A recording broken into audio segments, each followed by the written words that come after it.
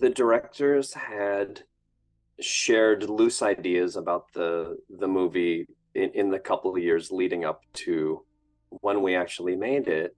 And I think maybe a year before we shot it, showed me an early version of the script and asked me to take a peek. And it was very similar to it was close to what we wound up shooting, but that started to give me ideas of the types of sets that we would be building and the type of world building we would be trying to tackle. And then from there, when we really got closer to production, they gave me what would have been closest to what we shot, and we sat down. I sat down and read it, and it's the number of pages wasn't abnormal, but the amount of descriptive text on every page was double or triple what I'm used to. So normally I can sit and read a script in an hour or two, and I think it took me 6 or 7 hours to read this one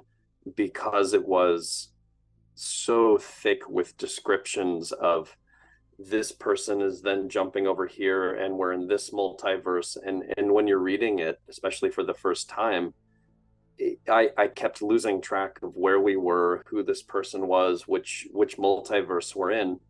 And even after finishing it, I think I remember the first thing I thought when I finished it is, okay, this is great. How are we going to do this? Because every page describes, and then they go here, and then the thing blows up, and then we go over here, and it could be anything. It could be something as simple as we're standing in a very basic set and it's one shot, and it could be a wildly complicated sequence, with special effects and green screen and practical sets. So it was me reading it, imagining what I thought the movie should look like, and then taking it apart practically piece by piece and talking with the directors of, as far as how are we going to do this? When she jumps down the stairs, how many shots is that? What does the staircase look like? Where do you want the cameras to be?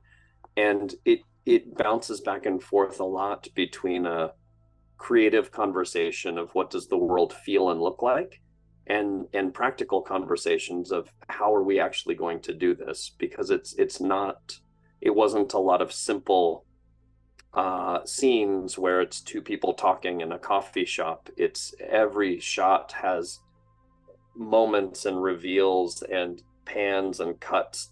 So almost every set that we did had to have very specific logistics involved and taken into consideration on top of the creative layers of the design and the colors and world building elements.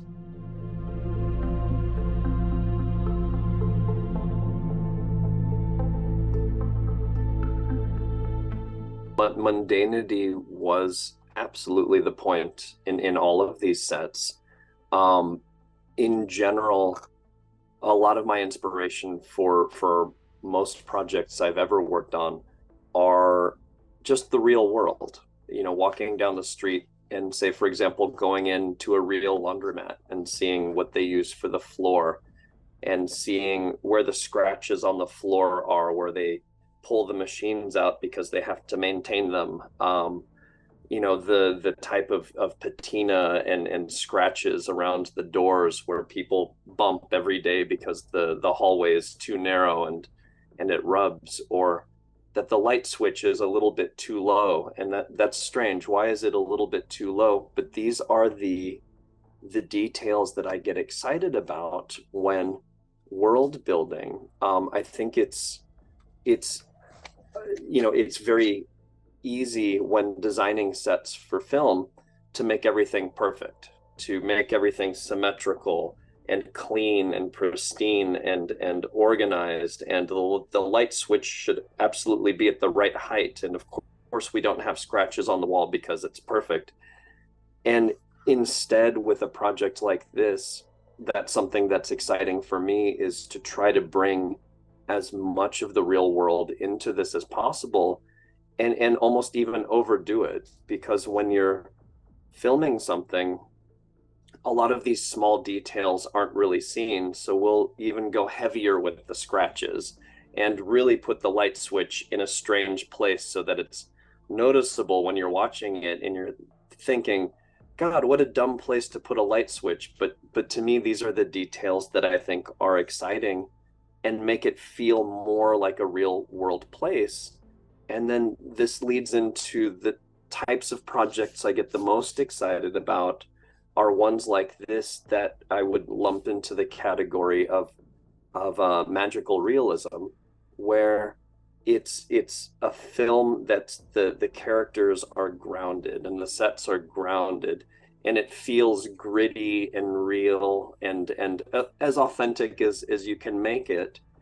But then something fantastic happens or something magical happens, and I feel when you are able to juxtapose that gritty realism with something fantastic and magical, a lot of times the thing that's fantastic and magical doesn't even need to be that crazy to make the audience feel excited about it, because they're there with the characters and their journey in the real world, and it feels gritty and real and tangible, and something simple can happen that's out of the ordinary, and that's exciting. And I think sometimes the mistake with a lot of bigger movies is you start out by exploding an entire city, and then where can you go from there? What's more exciting than that? Exploding the whole planet, I guess. But I think it's, especially when you're dealing, the most important thing with all of these movies is the story. And I think it's just as exciting when you start with a very grounded, gritty world and little simple magical things happen. And in this one, I think the magical things do get pretty wild as time goes on. But the intention was to try to start in the real world, and everybody can relate to this. And we've all seen a laundromat, maybe not exactly like this one, but it feels real. And we've all seen an apartment and a narrow staircase. And the idea is to build spaces that people can relate to, and then empathize with these characters before we take you on the journey, instead of starting out somewhere that's overly designed or overly magical, and maybe you don't relate to the characters and you're already off on the journey, and hoping that you can go along for that ride emotionally.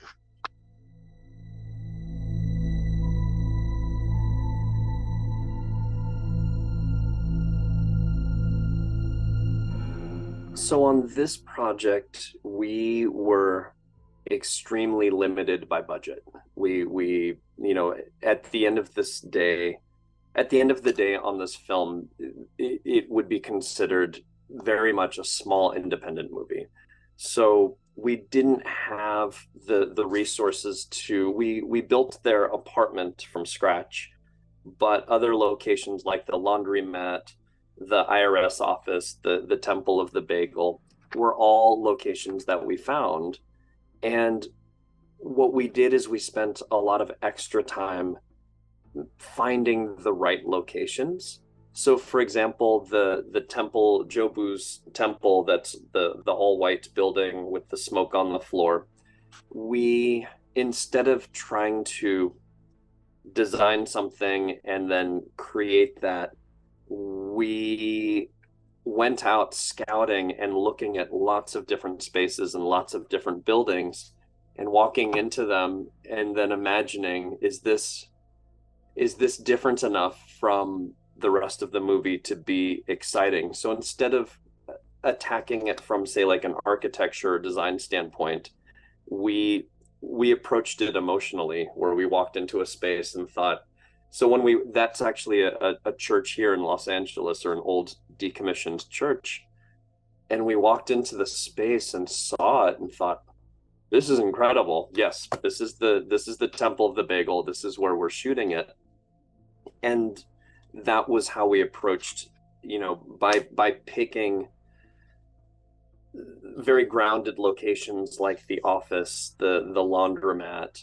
We then went out and picked wildly different locations for multiverse things, and that was more how we approached it, just from a an emotional and aesthetic standpoint, as opposed to actually designing the spaces. The spaces are designed to evoke emotions. Like Frank Lloyd Wright would put designs to make you feel uncomfortable standing in this area with the low ceiling and push you into the main room. That was how we approached this, is standing in the spaces without preconceived ideas of what the sets might be.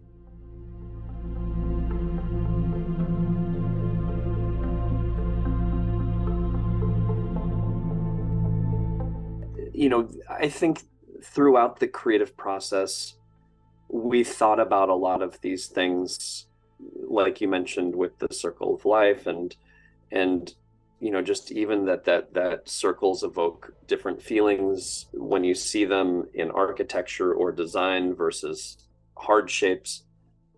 But to be honest with this, we really approached it, or I approached it, as just quite literally the joke that she made an everything bagel and put everything on it, and we reflected that in a lot of our set design and set decoration and props, without overthinking it on our end of things.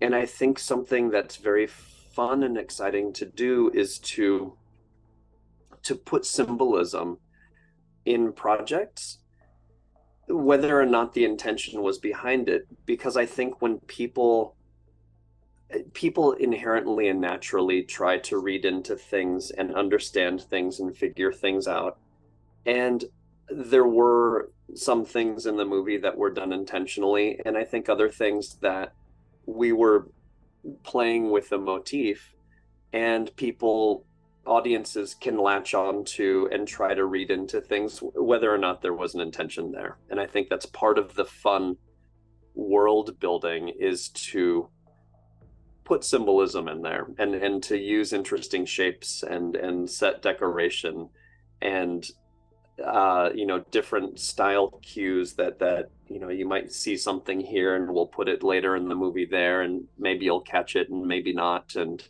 it's not important for the story, but when you watch it the 16th time, you'll start to see these things planted around the movie.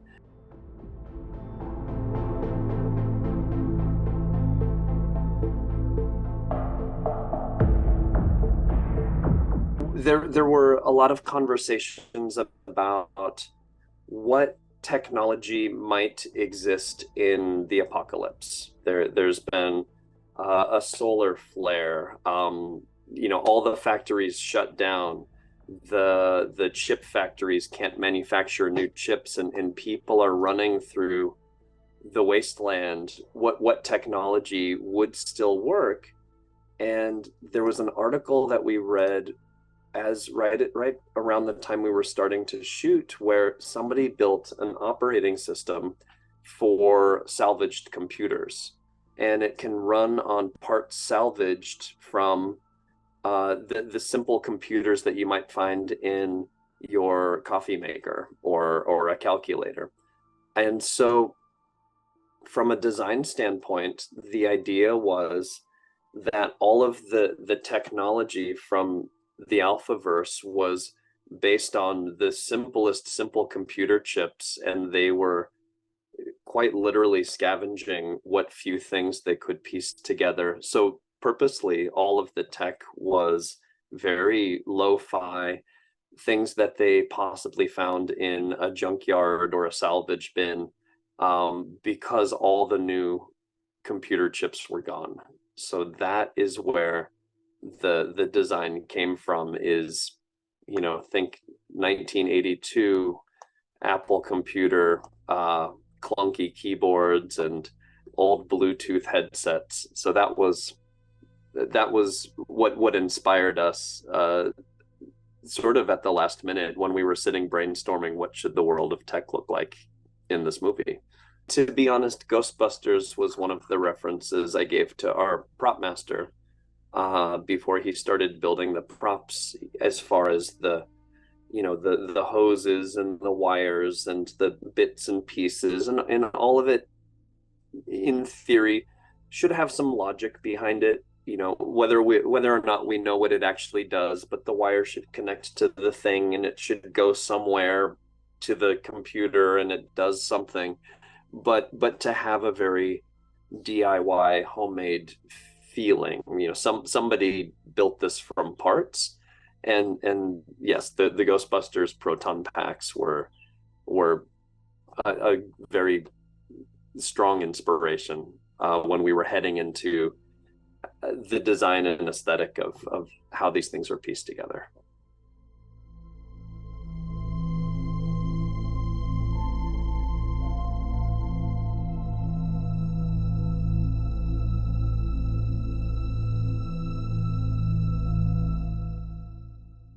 A lot of that, specifically to this movie, it's meant to be, a Chinese American immigrant family.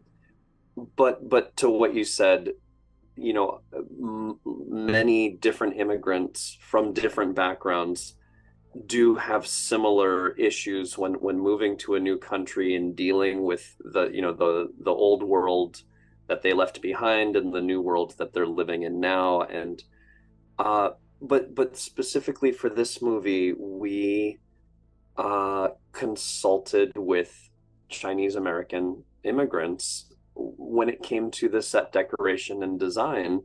There was a girl that specifically helped out our set decorator and took our set decorator around Chinatown here in downtown Los Angeles and showed Kelsey, our set decorator, these are the types of things that would be in this family home. This is the brand of rice cooker that would be in the kitchen, not that one, this is the correct one. Every year businesses give out new calendars, the Chinese businesses, and of course you would take the calendar and you have several different calendars in your kitchen.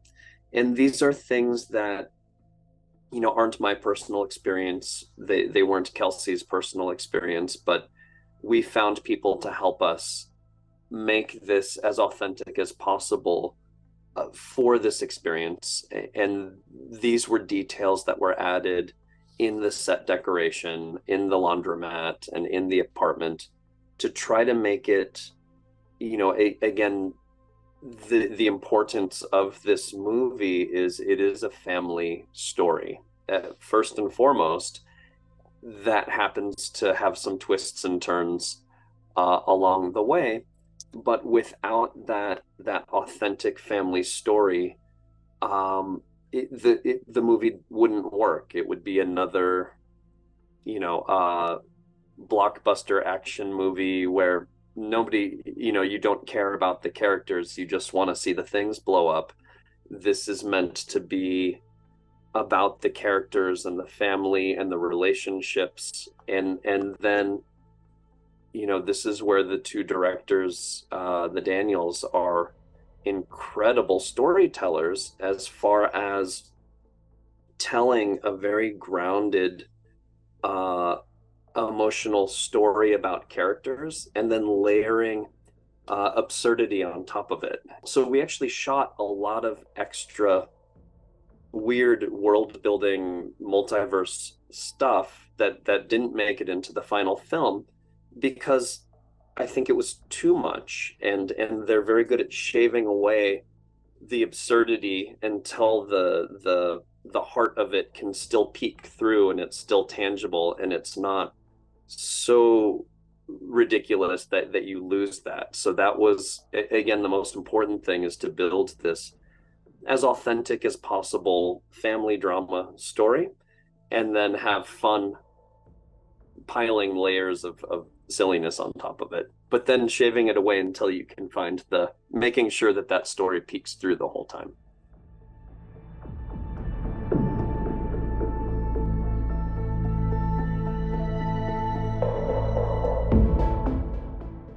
That is a great question. And to be honest, on every project I've ever worked on, including this one, I could probably spend more time telling you about all the things we wanted to do and all the ideas we had that we didn't have the time, the money, or the people to do. Um, it's very exciting to walk into any project, and when you read the script for the first, it's like reading a book where you're seeing the movie in your imagination, and you put the script down and say, this is the movie I want to make. I want to do this, I want to do this, and all these fantastic things. And then the reality of the budget and the time and the resources is presented to you, and you go, well, we can do 20% of what was in my imagination. So I'm very happy with what we did come up with. I think it was it was wonderful, and everybody worked extremely hard to make happen what we did see on camera in the final movie. But I think with every single set, there were bigger ambitions as far as just making everything more interesting and changing the colors and painting the building. And it's just not possible a lot of times. And you head into that's always the challenge, is how do we work with what we have and make the best version of what we have. So to be honest, every single set in this entire movie, I could probably spend a lot of time and tell you all the things we wanted to do that we didn't have the time for. That said, I don't think any of those things would have made the movie better or worse, for that matter. It just would have been, my job is to come in and design and build the sets and curate the world. And of course, I want it to be as rich and interesting and as exciting as possible. So I'm always going to walk away from every project with ideas that were left on the table that we just weren't able to integrate into it. But at the end of the day, it's not a movie about sets and props and set decoration. It's a movie about people. So I have to leave a little of that behind and just be okay with this is what we were able to do, and we did a good job, and we were able to tell the story, which is the most important thing.